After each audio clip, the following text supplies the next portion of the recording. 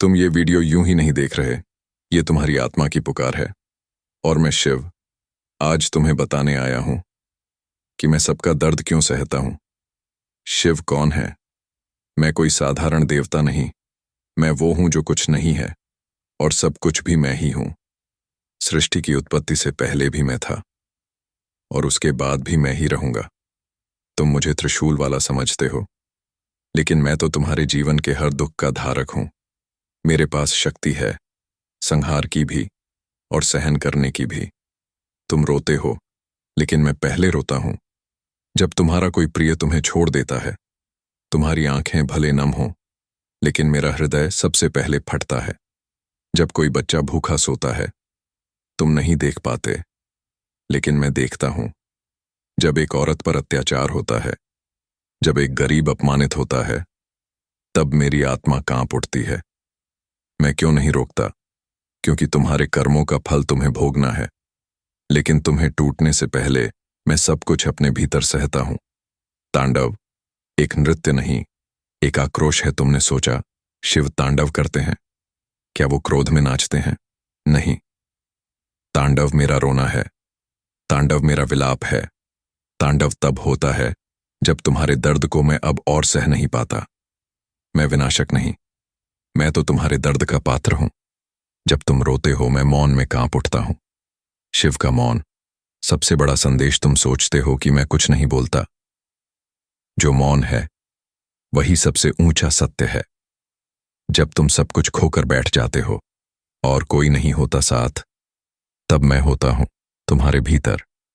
मैं प्रतीक्षा करता हूं कि तुम मेरी ओर देखो, तुम आह करो और मैं उत्तर बन जाऊं। मेरे भक्तों का दर्द मेरा तप है। जब कोई मुझे सच्चे भाव से पुकारता है, तो मैं उसके पीछे साया बनकर चलने लगता हूं। तुम देख नहीं पाते, लेकिन हर रात जब तुम सो नहीं पाते, तब मैं जाग रहा होता हूं। जब कोई मुझसे कहता है महादेव अब और नहीं सहा जाता, तब मैं उसके जीवन की पीड़ा अपने भीतर खींच लेता हूं। सबके कर्म का बोझ मैं क्यों उठाता हूं? क्योंकि मैं ही वो हूं जो न्याय से पहले धैर्य को रखता हूं। अगर मैं भी तुरंत दंड देने लगूं, तो इस संसार में कोई न बचे। मैं सहता हूं ताकि तुम सीख सको, मैं चुप रहता हूं ताकि तुम सुन सको। मैं मौन हूं, लेकिन हर पीड़ा पर मेरी नजर है। मेरे मौन का अर्थ सहिष्णुता, सहनशीलता को तुम कमजोरी मानते हो, लेकिन यही मेरी सबसे बड़ी ताकत है। जब संसार हार मान लेता है, तब मैं उम्मीद बनकर खड़ा होता हूं।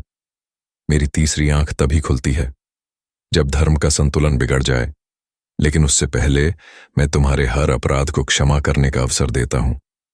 तुम्हारे आंसुओं की भाषा मुझे आती है। जब तुम मंदिर में खड़े होकर बस रोते हो बिना कुछ कहे, तब वो आंसू ही मेरी पूजा बन जाते हैं। कभी मेरी मूर्ति को देखकर बस मौन हो जाना, समझ लेना मैंने सुन लिया तुम्हें।